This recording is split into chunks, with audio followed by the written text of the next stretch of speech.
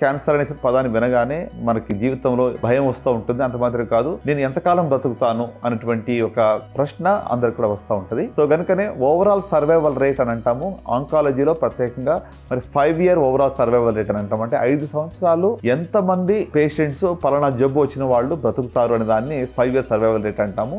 So ఈ యొక్క survival rate అనేటువంటిది అంటే జబ్బు పూర్తిగా నయమైందనో లేకుంటే వాళ్ళు ట్రీట్మెంట్లో ఉన్నారనో చెప్పదు. కానీ 5 years డ్యూరేషన్ వరకు పలానా క్యాన్సర్ వచ్చిన వాళ్ళు ఎంతమంది జీవిస్తూ ఉన్నారు అనే దాన్ని అది చెప్తూ ఉంటుంది. It is a fair guess.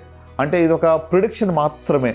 ప్రతి ఒక్కరి యొక్క ట్యూమర్ కూడా వేరువేరుగా ఉంటుంది, యూనిక్గా ఉంటుంది.